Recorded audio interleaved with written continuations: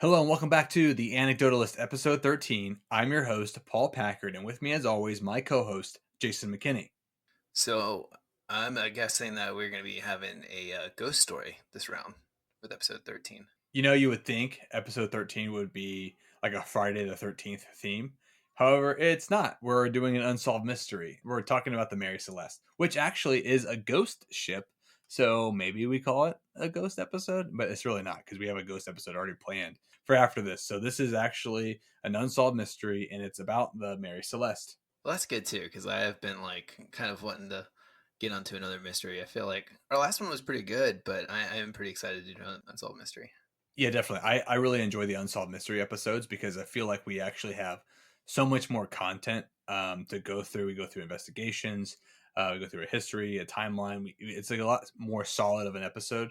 The ghost episodes feel like it's like there's this ghost story, then there's this ghost story. Yeah, the unsolved mystery aspect is it's a lot more linear. It's a lot more easy to digest. So all that said, and keeping with shorter intros, Jason, are you ready? I am. Okay, here we go.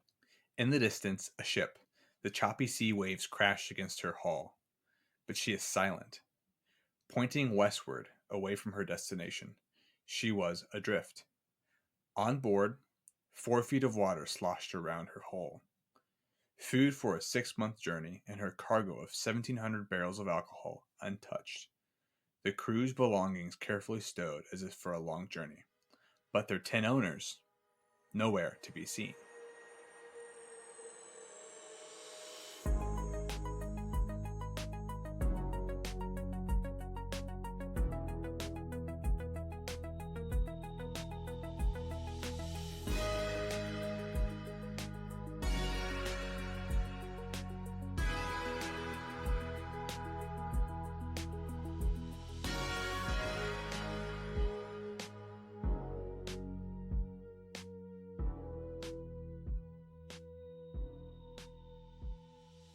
I am getting like Pirates of the Caribbean vibes. What was the ship that can like go underneath the water? The Dutchman.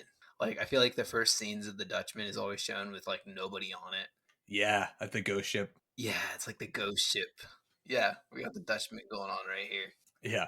Well, what's funny is these ships look very similar to what you would have seen from pirates. I mean, this would have been the mid 1800s. I'm not sure when pirates stopped being active. I know that they're still active now, and like, but that's way different than we're talking about the classical pirate. I know they were at least active 16, 1700s. I don't know if they were as active at this point in the 1800s. By this time, they might have been gone. But the ships are very similar. So yeah, seeing a ship like this in distress very easily could have been pirates. And that's actually a thought some people have had about the Mary Celeste and the crew that disappeared is maybe they were essentially jumped by pirates. Are you just giving away the punchline there? Yeah, and we're done. Wrap it up. No, it's definitely not pirates. Very few people think pirates. The ship was adrift. Some of the sails were down and tattered. If you're thinking that classical pirate ship, that's what this kind of looks like, I guess. If you're not unfamiliar with ships from this era. Okay, I think the best way to tell this story is to start from the top. And we'll cover some quick history of the ship and their voyage, and then follow the timeline from her discovery to the deposition from the salvage claim. And then we'll talk about theories and give our own opinions. So first, we'll start in Nova Scotia, Canada, where the Mary Celeste was built. Now, I'm no specialist when it comes to sailing or shipbuilding, so I'm going to do my best to describe this.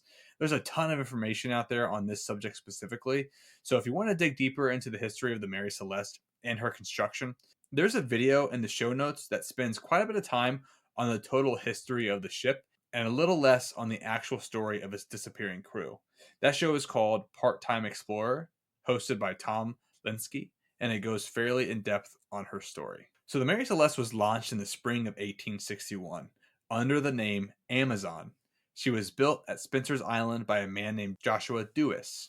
This was the first ship built at Spencer's Island, and it was actually built prior to the mill being built, so she was mostly cut by hand with axes and saws. I didn't really know much about shipbuilding, and it's actually really interesting. They laid the foundation of the ship, and then they let it sit over the winter to season the wood. So all the moisture escapes the wood, and it hardens. They then, the following spring, complete the ship. They do the outer hull, cover it in salt to draw that moisture, which basically has the same effect as letting it sit over winter. to season the outer hull of wood as well.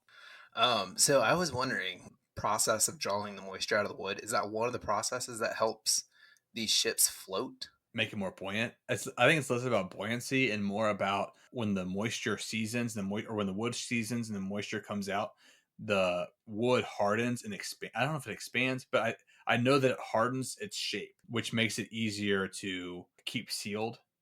Whereas like soft wood that's like more malleable, if you would just put it right into the water, it might take on more water. And again, I'm no expert on water. I'm just kind of spitballing here. But from my understanding is when you let wood season, it retains its shape better. Okay, very interesting.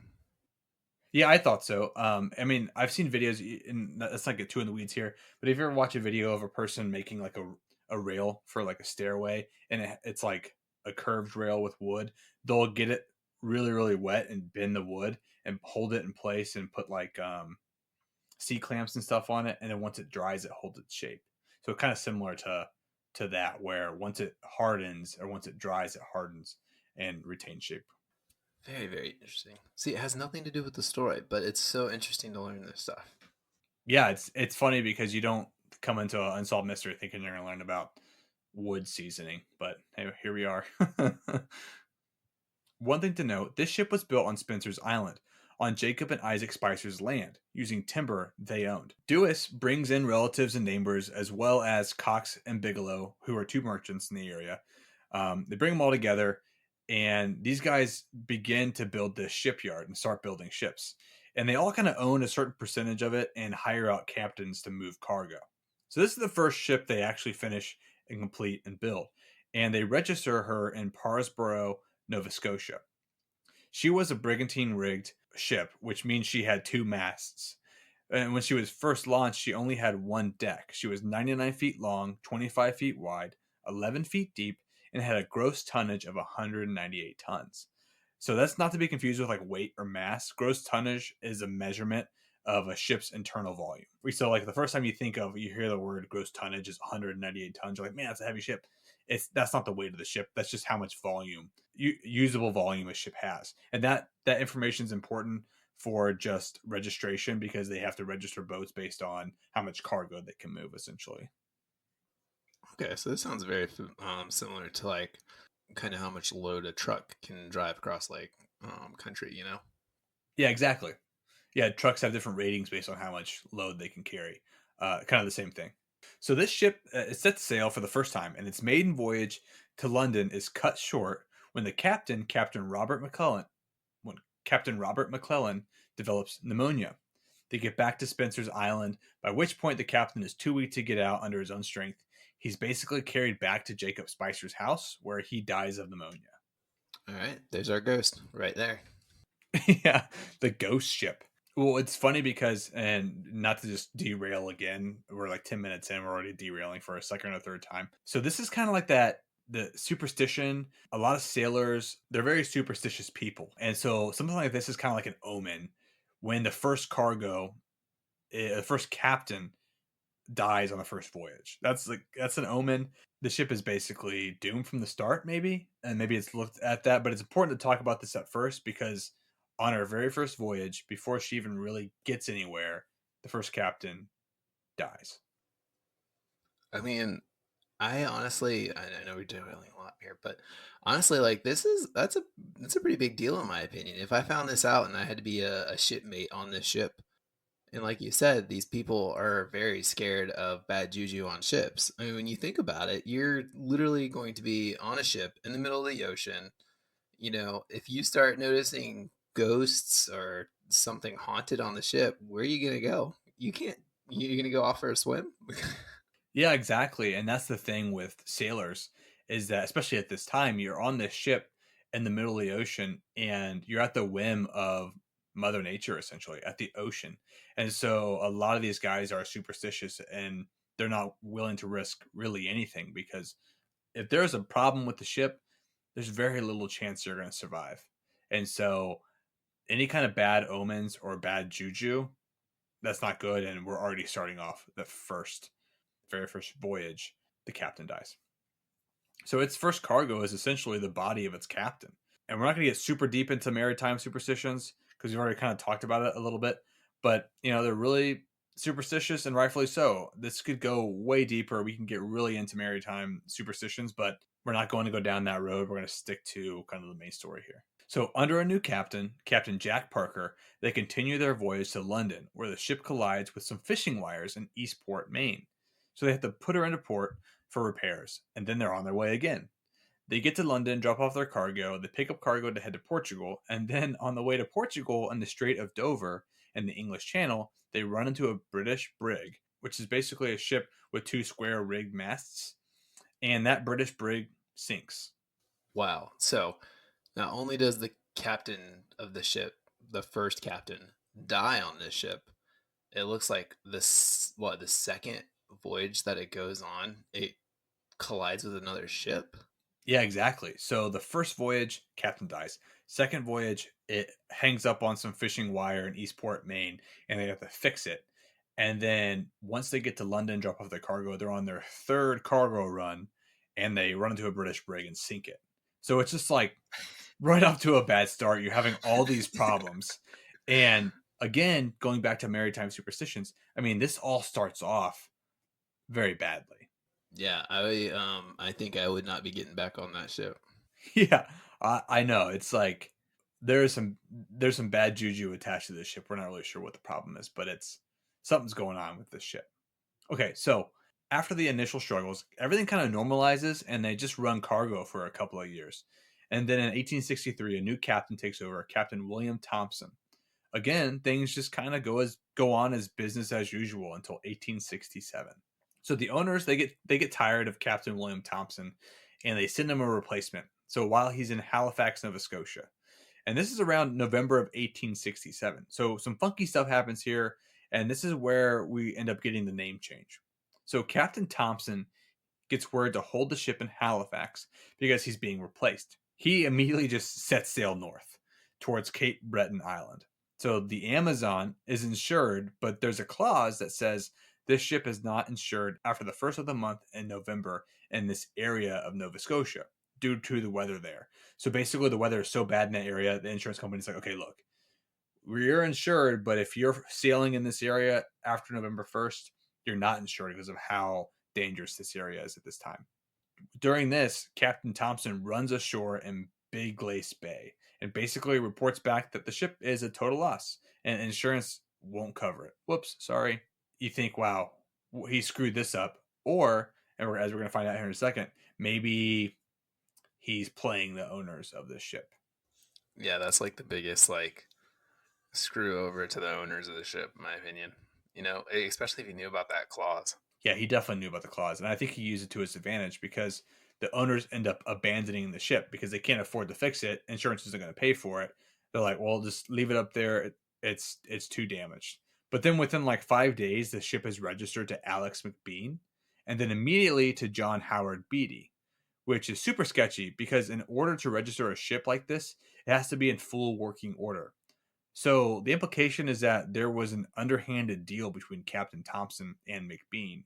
So he, and I'm doing big air quotes here, crashes the ship, and then like 5 days later, it's ready to sail. It probably didn't happen that way. It's not a total loss if it's in perfect enough condition to be registered within 5 days. I mean, I have to put my hat off to Captain Thompson. That was pretty genius. It is pretty genius. Also, it's kind of like no wonder the owners wanted to get rid of him. He probably was pretty shady already. Beatty, he ends up selling the ship to an American, Richard W. Haynes of New York, who, in order to avoid paying the fee to change foreign registry to American registry, he changes the name and then basically is like, oh, well, it was so badly damaged, I had to repair it, almost the entire ship. It's basically new. So over the course of like 2 years, the ship's ownership is all over the place, mostly cut into eighths. It gets kind of confusing, and we're not going to get really in depth as to who owns what.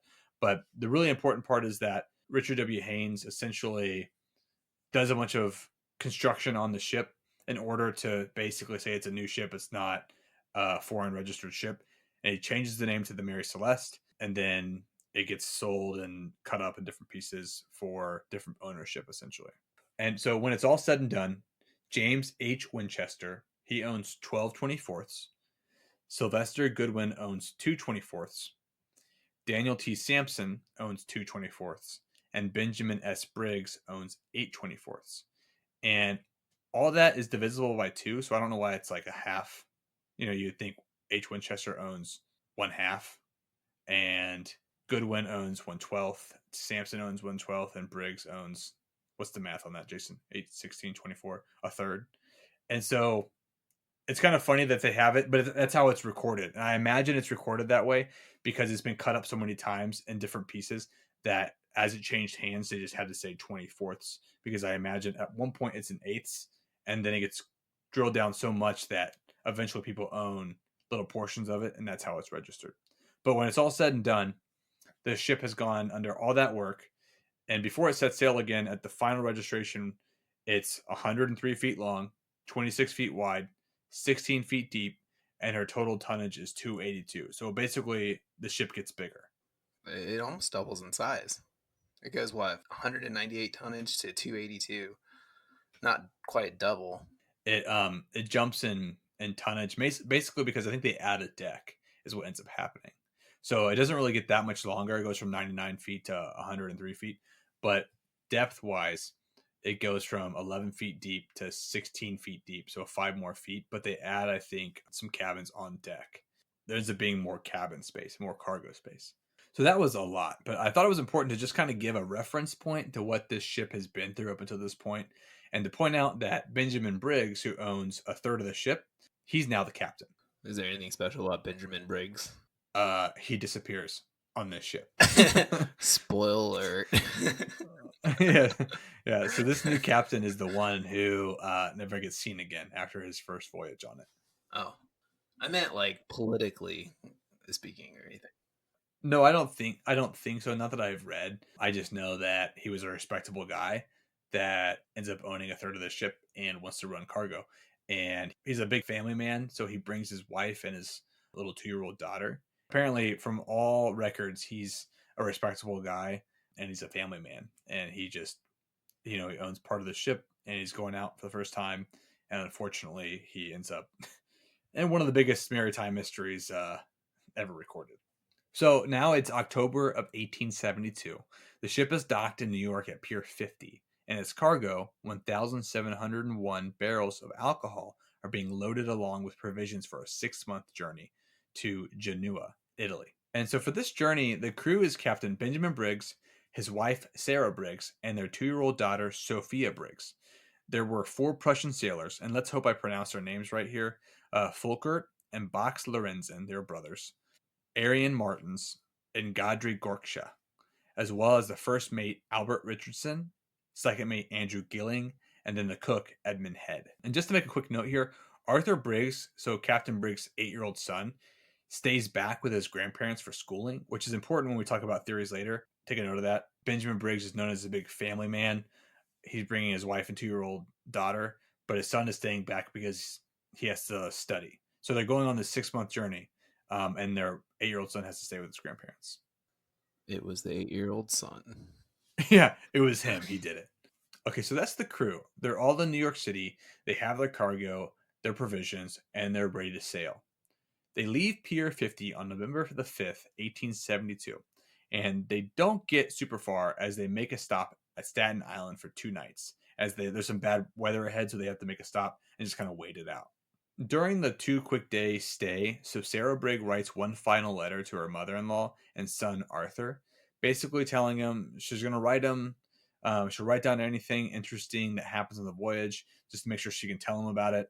But also she wants him to write her letters as she's looking forward to hearing from him soon. So that final letter goes out. And in the Part-Time Explorer episode, the host Tom, he makes a point to say that they even consider sending for Arthur last minute because they want all the family to be together, but they decide against it so that he can continue his schooling. So all accounts of Briggs paints him as this big family man who loves his wife and kids. During that 2-day stay, they kind of thought, let's bring our son, but they decided against it. And probably lucky for Arthur because easily he could have drowned in this trip.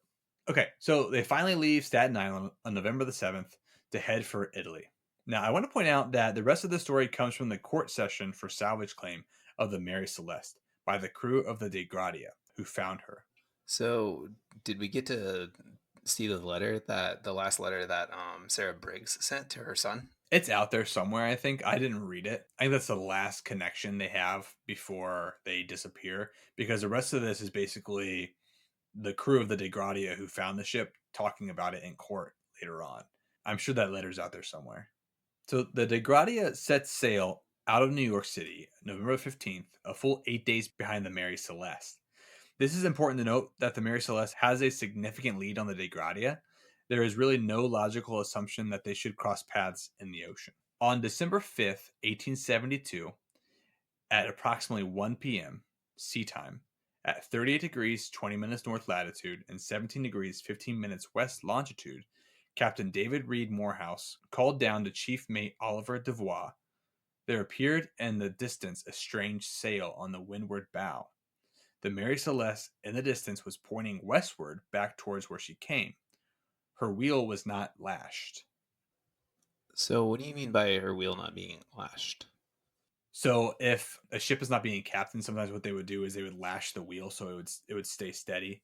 Like imagine if you tied your steering wheel tight so that it would keep a straight line without turning on its own. Essentially, that's what it would be. They would lash the steering, basically put it in cruise control, if you know what I mean.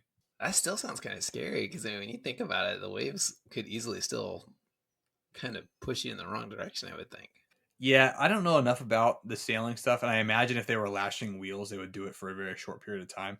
They basically point out the wheel not being lashed specifically because just to note that how adrift she was and how like just she was just free to sail however whichever direction she was going. How interesting. Yeah, Kind of scary too. it just adds more mystery to it, right? Why is this ship just drifting aimlessly in the ocean? To quote Devois from his testimony for the salvage claim of the Mary Celeste before the Vice Admiralty Court, quote, "We hauled up, hailed the vessel, found no one on board. I cannot say whether the master or I proposed to lower the boat, but one of us did so, and a boat was launched, and I and 2 men with me went in her to board the vessel. The sea was running high, the weather having been stormy, though then the wind was moderating. I boarded the vessel, and the first thing I did was to sound the pumps, which were in good order. I found no one on board the vessel. I found 3 feet and a half of water in the pumps sounding them. The pump gear was good, but one of the pumps was drawn to let the sounding rod down. There was no place to let the rod down without drawing the box, as is often the case in a small vessel. I cannot say how long it would take to draw the pump, but it depends upon circumstances. I only used the other pump on my way here, and the other pump I left in the same state as I found it." End quote. So you got to explain. You got to dump some of this down for me. For somebody that doesn't know about sailing, what are you saying?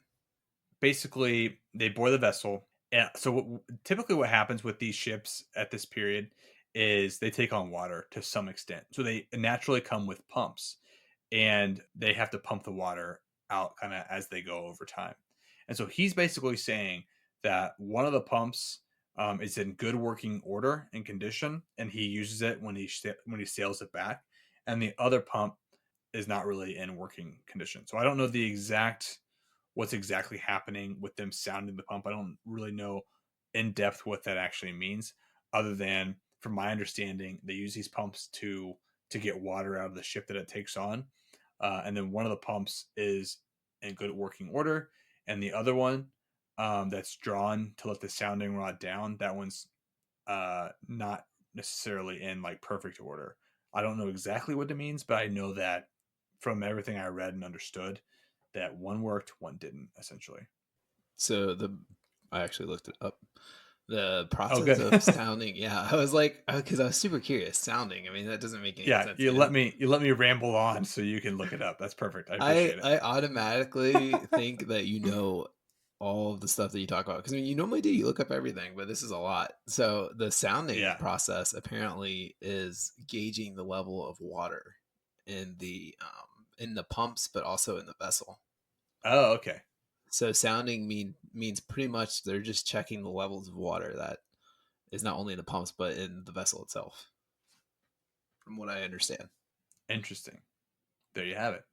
So this is just a sample of his deposition after being sworn in as a witness to the salvage claim. And I'm not going to spend the next 10 to 15 minutes just quoting his deposition. but he is the one who stepped foot on the boat after finding it, and the facts of the discovery are being pulled from his sworn deposition, essentially. So on board the Mary Celeste, the forehatch, the skylight in the cabin, and the lazarette hatch were all open. However, the windows in the cabin were all battened up, which they typically did due to bad weather. And to note, the lazarette was below the main deck and was basically just used for storage. It wasn't the main cargo area, but they put like spare gear and provisions in this little section. Everything in the cabin was wet. There was water between decks, there was water in the forward house. Pretty much everything was wet. But the odd thing was that although everything was wet, pretty much everything was there. All the captain's things, books, charts, clothing, Sarah Briggs' belongings. The bed looked as if it was recently slept in, and that it was made up in such a way that Devois could tell a baby had been sleeping. So there were bags under the bed and charts strewn all over the bed. There were no charts on the table. So on the captain table was a logbook with the final entry of November the 24th, and the slate had a final entry from November the 25th, indicating they had made it to the island of St. Mary. This would indicate whatever took place happened on November 25th, as typically the slate is used for daily notes and the book is used to record that information. In the first mate's cabin, 2 charts were found with tracking of the Mary Celeste location up until November the 24th. Everything again seemingly left behind. Devois goes on to say that basically the entire ship was like new, and everything appeared to be in working order. The hull was good, the masts were good, the spars were good, anchors and chains were good. The rigging was in bad shape, and some of the sails were gone, and another was just kind of hanging there.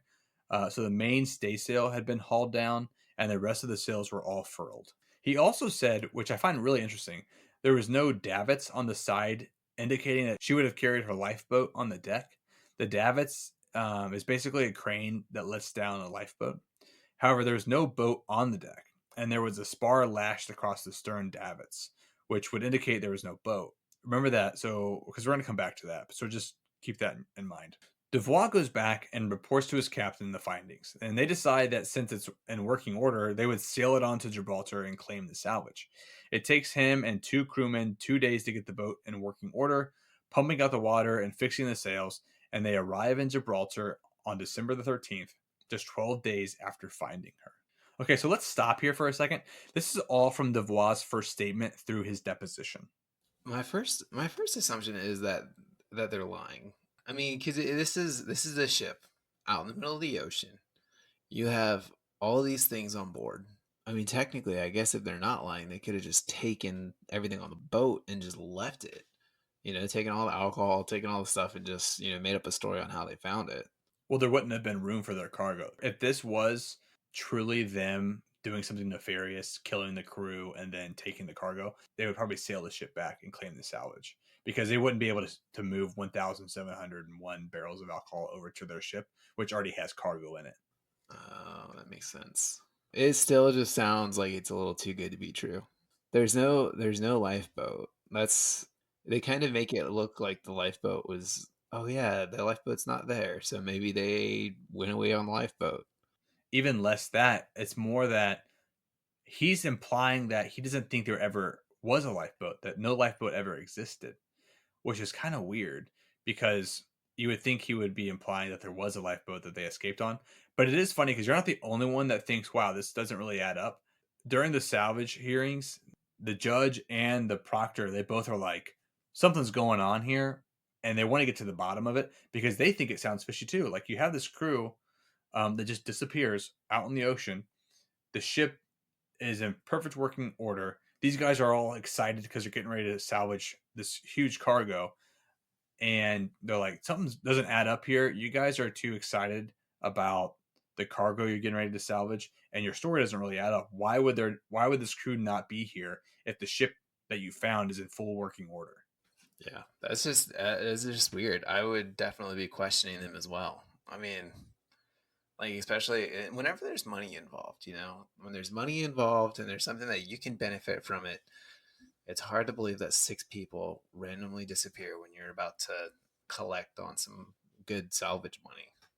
Yeah, and I think it was actually 8 that disappeared. Same thought. Okay, so Devois is cross-examined by the Queen's advocate, and during this, he doubles down on the lifeboat thing, which, again, I find really interesting because he basically explains that there was no boat on the davits at the stern, and there was a spar lashed in such a way that would indicate there was never a boat on the deck.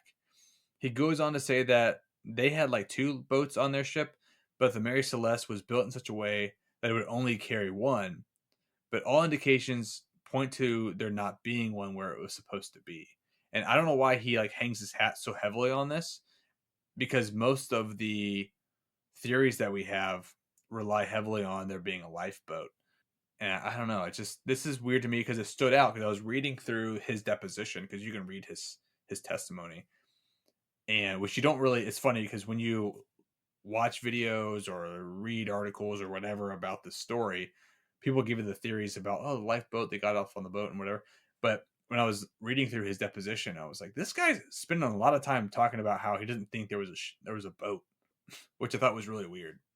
Yeah, I mean, like the one thing that could probably prove your innocence. Well, now you're making yourself look even more suspicious. You know, there's no lifeboat there to begin with. Well, Yeah. you off to the crew. Right.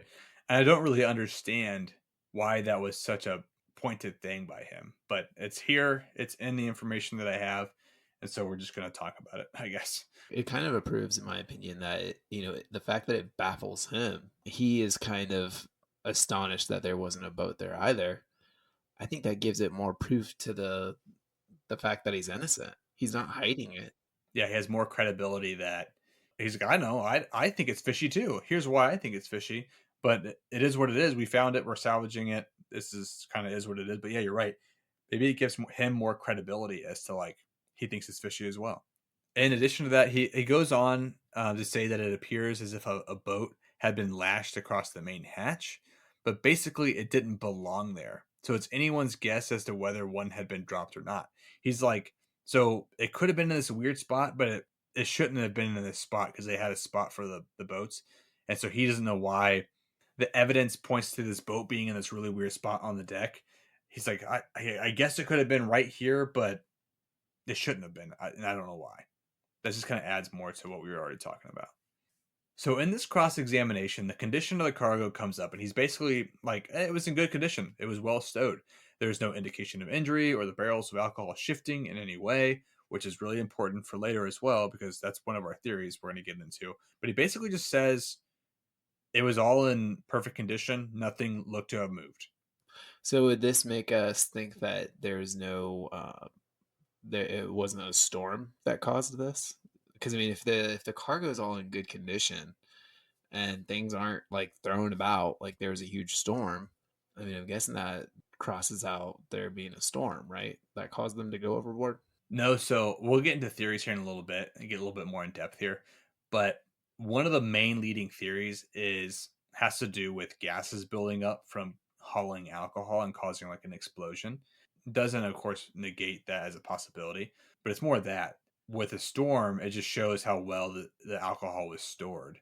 Because there was bad weather all through here, because they even talk about how their ship, all their hatches and their windows were all battened down because it was really, really bad weather this whole time. So one interesting thing to note as well is Devois explains how frequently pumps should be sounded to draw any leaky water, and basically says that there should only be about an inch of water every 24 hours based on the leakiness of this boat.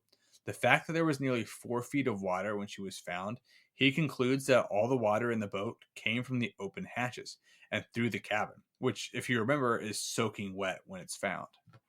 So, after several days of testimony, they call witness John Wright, who was the second mate of the De Gradia. He basically just gives the same testimony and confirms everything that Devois has said up to this point. So, this kind of wraps up the testimonies of Devois and Wright at Gibraltar. So, at this point, I want to move on over to the investigation portion of this. And from here, we're going to launch into the theories. So, the Queen's Proctor Registrar, Cedric Solly Flood, is basically like, this is not adding up. And we talked about this earlier. Something happened here, and they're not telling us the truth. He kind of thinks that Morehouse's crew, the crew of the De Gradia, they were involved in some type of conspiracy or foul play, and he orders a survey of the ship. I'm not really sure how to say this guy's name. I'm going to try my best, but Marshal of the Court Thomas J. Vecchio, Surveyor of Ship John Austin, and Diver Ricardo Portunato. Again, I'm probably butchering these names. I'm doing my best. They begin their investigation of the ship, and they basically conclude foul play. He says there appeared no damage from fire or explosion. The ship was staunch and seaworthy. No reason for abandonment. He states that there was no seriously heavy weather, which I don't know how he can say that, as it was clear that there was heavy weather the whole journey, and that's pretty well documented. But also that there appeared to be damage to both bows, as if cut by a sharp object. He also mentions a sword that was found that appeared to have blood on it, and that was wiped away. He claims to have found blood on one of the sails and a mark of a blow that appeared to come from some type of sharp axe, and that the alcohol cargo had been tampered with, which contradicts Devois' statement that the cargo was fully intact. So, were you able to find out like what kind of tamperage was done on the alcohol? No, I didn't, and I think the problem is that this is so long ago that all the information that you have is just like some letters that that Flood wrote, as well as some of the court documents, but everything else is kind of lost to time because this was so long ago. I mean, honestly, like seeing blood on a sword and on a ship. I mean, I know it could be foul play there, but at the same time, like, what if the blood was old? You know, he used it to fight off somebody. That's way out of the ordinary. They weren't fighting with swords and stuff at this time. So yeah, I don't know about this. Yeah, it's weird, but you know, we're gonna get a little bit deeper here in a second, and which maybe shines light on this not being foul play. So he makes a point to point out that all the effects of value from the crew were left on board and abandoned, which basically implies that if these guys abandoned ship, wouldn't they have grabbed their valuables, or at least some of their personal effects?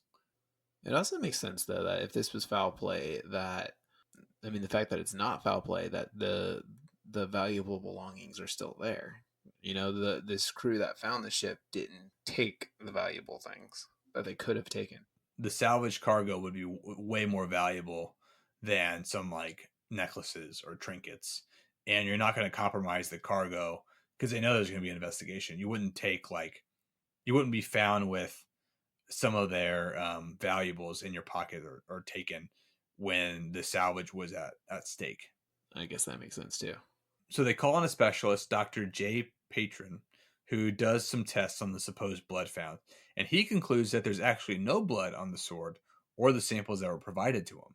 So he does some testing and says, hey, this isn't blood. The judge, Sir James Cochrane, Knight and Commissary of the Vice Admiralty Court of Gibraltar, basically concludes that something is off about this whole thing, and he agrees with Flood. So the proctor, Mr. Flood, claims that the sword had been cleaned with lemon and that another substance was put on the sword to disguise the blood that was there. They called Devois back for another cross-examination in March, and he denies that there was any sign of struggle or even knowledge of the sword. It all ends with the court basically saying inconclusive. We think there was a conspiracy or foul play here, but we just can't prove it. They award £1,700 on April 8th to Captain Morehouse, which was only a fifth of the value of the cargo, which is well under what they should have gotten for the salvage. And Judge Cochran basically just says, we can't prove anything, but we think you guys did something shady. But at the same time, you do have to think, okay, they did risk their lives jumping on a ship that was not really in working order, and then now they're only going to crew it with 3 people.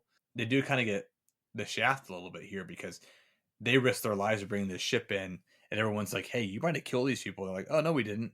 And then they give them a little bit of what it's worth as opposed to what they should have gotten for salvage. But at the same time, multiple people think something more happened here. Okay, so let's get into the theories here. There are 3 main camps that these stories fall into. So first, there's the theory of foul play, and there's multiple variations on that. There's also like a water spout theory that has to do more with like natural disaster stuff. And then finally, there's the gas buildup from the alcohol theory. And we're going to break each one of these down as we get into them. So first, there's foul play. Judge Cochran and Proctor Flood, they both lean towards foul play. They weren't able to prove it in the trial, and after multiple investigations, they basically came away with nothing. The judge goes as far to say, you'll be judged by the court of public opinion the rest of your life. I can't prove you did anything here, but you're going to be judged the rest of your life by the public because everyone thinks you did this. Now, a couple things here. The proponents of this theory, they basically state these guys showed no remorse. They were giddy and excited with the idea of claiming the salvage of this ship. Another thing that's kind of sketchy is that Devois wiped the log slate from November the 25th. He wiped it off. He said he did it by accident because he was using the slate to record the log for him taking it the rest of the way. but he basically said it was he carelessly wiped it away by accident. And what makes the judge feel so strongly about the salvage claim is that the story changes a little bit also during each deposition. So at first, the story is about the ship was in perfect working order, clean and capable, all this stuff. But as the trial goes on, they make the findings sound bleaker and bleaker. And I think there's one or two ways to look at this. Either the crew realized that everyone's like, hey, this is super sketch. So they thought that they had to make it seem more reasonable as to why the crew abandoned it. Or B, they realized that they were like, oh, shoot, we should have decided our story a little bit better before we got into this and make it sound worse than what it was. So people weren't suspicious of us. I mean, it makes sense, but you would think that they would have like 3 days of sailing to figure this one out. Like, you think someone would have came up with the thought, oh, this is going to look bad on us. Right, right. And I think they were out there for like, it was more than that. I think it was like 10 days that they were sailing the ship back. And then once they realized the judge and the proctor were like, we think you killed these guys. They're like, oh, shoot, we got to make this sound worse than what it was. So there's another theory, like kind of 2.0 here with foul play. And this part is that the crew was in on it and that like the Prussians that were on the ship attacked the crew and basically threw them overboard and then met up with the De Gradia. Because remember, they were like 8 days ahead and there would be no way to catch up. There was a great deal of questioning around the island of Santa Maria as the Mary Celeste stopped there, but the De Gradia did not. And I think the implication is that it's possible they caught up with the Mary Celeste based on how long they were stopped at this island or came in contact with their crew here. Because think about it this way, if the Prussians were in on it, they could have killed the crew, went to Santa Maria Island, got off, met up with the crew. The crew could have taken over the Mary Celeste and sailed it back, and no one would have been the wiser because they did stop at the Mary Celeste did stop at Santa Maria, but the chart shows that the De Gradia didn't. So that's kind of the claim here. Like maybe this crew was in on it.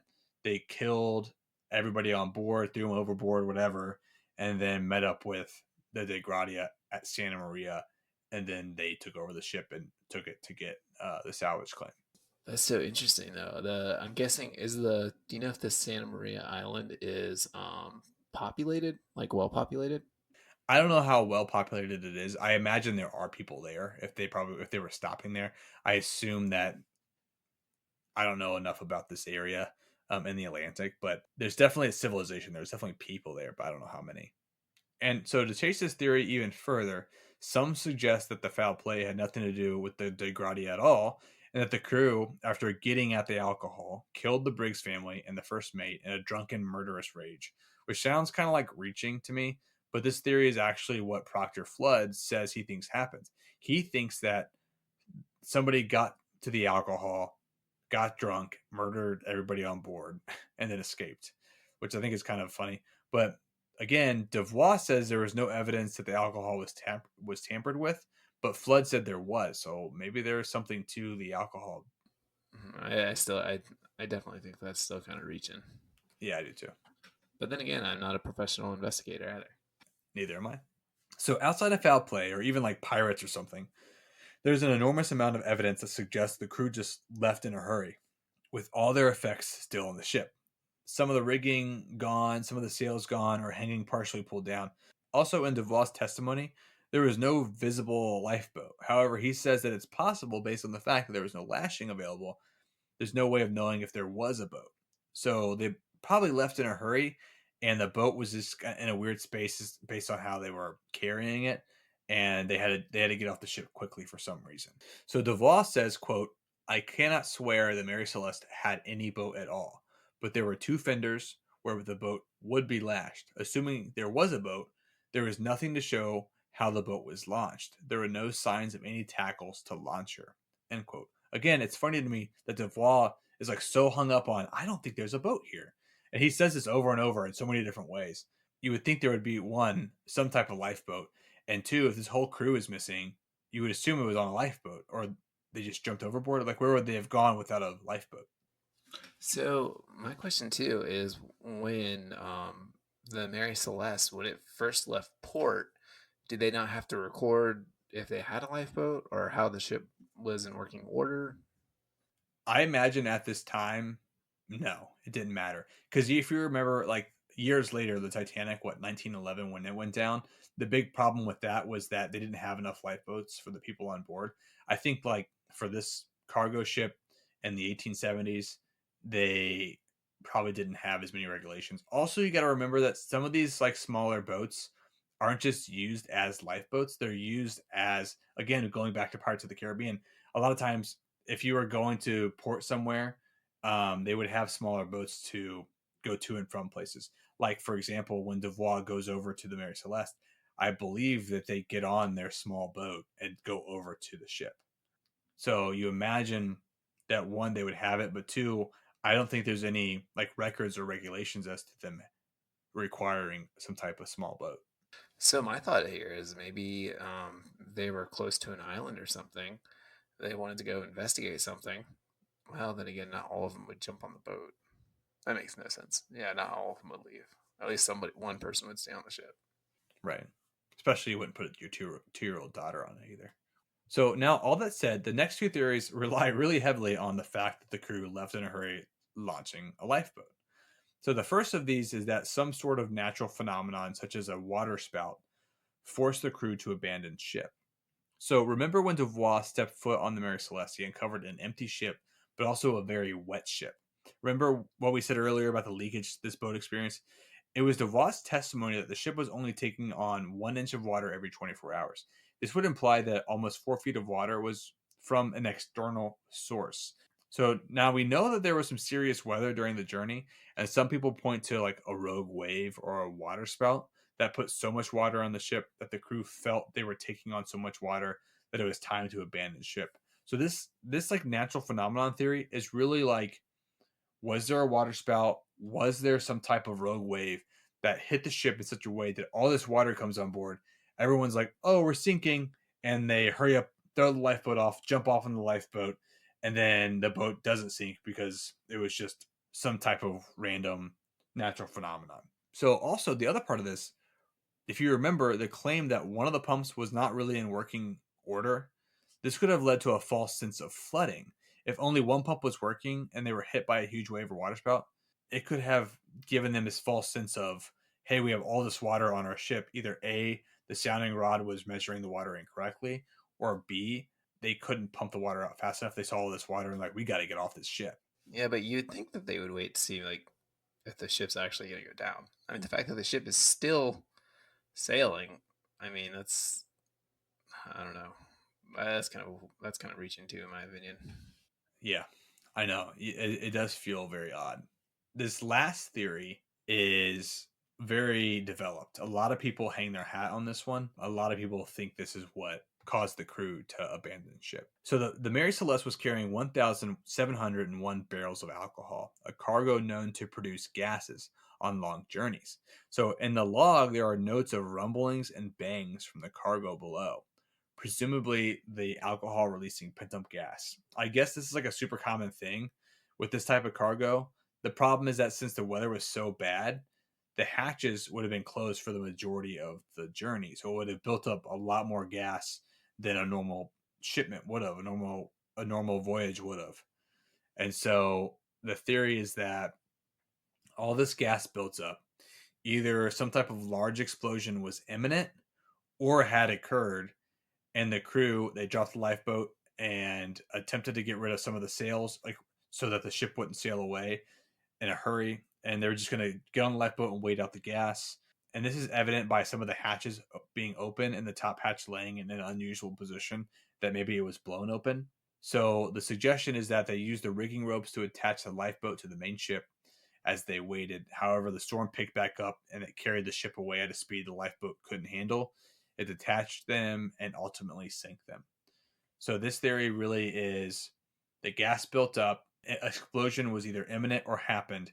They abandoned ship with the intention of getting back on the ship once the gases finished releasing, but they got caught in a squall or a storm and it took the ship off really fast. That one's interesting too because there's another thing that I read that basically said like, yeah, gases built up. It was really common, but they had a 2-year-old on the boat, and maybe gases building up on the ship would be more deadly to a 2-year-old. So they abandoned ship while they waited for the gases to release. So it wasn't really an explosion, but it was them just waiting for the gases to release, and then the squall happened and the ship sailed away really fast and they sank. That makes sense too, but you think that they would take more of their things onto the lifeboat, right? I don't know, because if it's just a matter of them waiting out the ship to release the gases, they're not going to take all their stuff with them. They're just going to, hey, this gas is building up. Let's open all the hatches. Let's take some of the sails down. Let's put the lifeboat in the water. We'll tie it to the ship and we'll just wait for the gases to release. And then once we know that most of the gases have released, then we'll get back on the boat. So they knew they were going to get back on the ship eventually because it was in full working order and there was no problems. That would probably explain why they left their valuables on the ship. What about the sails? You think the sails all down because of the storm, I'm guessing? No, so some of the sails were furled, which meant that they had drawn them down with the intention of not having the sails up because they knew if all the sails were up, the ship would just take off. So if they brought down a bunch of the sails with the intention of leaving the ship and then coming back to it, they wouldn't want all the sails up to catch wind and pull the ship. Oh, okay. So they were down. I thought like the masts had broken and they were all. There was some damage. But mostly it looked as if they were pulled down in a hurry. Some were damaged, which could have easily been an explosion that caused them damage, or a really bad storm, or them not being maintained for however many days there was no crew on board. I wonder if the gases from the alcohol. I wonder if they like cause hallucinations or anything. Yeah, potentially that could be the case too. I don't know what alcohol fumes do to people. That's also potential. I mean, you talk about the theory of like the drunken rage. Maybe they were all hallucinating, thinking the ship was going down. They abandoned ship, and then it was too late at that point to get back on the ship. Okay, so that's all the theories that we're going to cover. Of course, there's a lot of like exotic theories that are out there. I wanted to stick to like normal stuff for the most part. I don't want to get too squirrely because we're already creating a long episode here. I don't want to jump into like random theories that have no weight. So all that said, I think it's time to get into our own personal theories. And I really don't know. I think all three theories we've covered hold some type of water. I think if I had to guess, I'm leaning more towards they abandoned ship for some reason, and the weather sneaking back up on them sunk their lifeboat. Whether that was a natural phenomenon or alcohol building up, I just don't know. And maybe it's a combination of both. Maybe the alcohol was building up, like you were talking about the gases causing hallucinations, or the alcohol was building up and they're like, okay, we got to figure something out here. And then there's all this water coming on and they're thinking, okay, we have to abandon ship because this boat's going down or something. It could easily be both because there was bad weather throughout all of this. And with bad weather, there are huge waves. There is natural phenomenon like water spouts that just dump water on ships. So basically a water spout, like it looks like a tornado in the water, just of water. It could be a combination of both those things. I think the foul play is reaching a little bit, even though in court they felt like that could be the case. I think it might be that they abandoned ship for some reason and then the weather caught up to them and they sank. Yeah, I normally like to play devil's advocate against you, but I definitely agree because yeah, the foul play. If it was foul play, the this other crew that took the ship in for salvage was not very smart in doing the foul play. I mean, I guess they got away in a way, but I think they should have thought things a little bit more through as far as that goes. So I still think the foul play is like it's possible, but I definitely agree with you that I think it's reaching. I think it's definitely. I honestly think that there was. I think there's two ships on there or two lifeboats, and I think they definitely got off the ship for a reason, whether it be storms or whatnot. I don't know. The alcohol building up, I'm not so sure about because if the alcohol was building up, the gases was building up. You think the crew that was pumping out the water in the ship would have noticed the buildup of the gases, and they would have gotten out. With gases building up, that was a common occurrence that happened all the time. And the problem was that since there was so much bad weather, they had all the hatches and all the windows closed. So the gases were building up more than usual. Oh, so when they opened, Yeah. And so once they realized the gases were building up so much and they opened the hatches, it could have blown one of the hatches off. They could realize, oh my gosh, this is pretty bad. We've had all the windows and doors and everything closed for so long that there's a lot of gas in here. We got to open these things up. Or they got off the boat and waited for the explosion to occur, and then we're going to get back on the boat because they knew the gases would blow open the hatches. There's also a theory about, and we didn't get into this, and now that I'm remembering it for now, you can tack this onto our own opinions here. There was something like that they knew the gases were building up. Someone went down to check on the rumbling with a lit cigar or something, or a lit pipe, and it caused the gases to ignite and blow the hatches open. However, there's no sign of like flames or like explosions like that. I think it's more that the gases build up so much that it'll blow everything open, not in a fiery fireball, but in like a gas buildup kind of way. But there is that theory too, that they knew that there was gases building up, and they walked down to check on it, and one of the guys had a lit something, and it caught on fire. Interesting. Yeah, I definitely think they were on a lifeboat for a reason, and I definitely agree that there's either, the storm picked up or something, but they're lost to sea, and they're part of the next ghost story. They are part of the next ghost story. As always, I want to thank all of our listeners for tuning in to The Anecdotalist. With our summer schedules, we've been a little bit slower than we would like to churning out these episodes, but I think we're at a point where both our calendars are freeing up, and we should be able to do these in a more timely manner. Please remember to rate our show and share with your friends. And thanks again for listening to The Anecdotalist.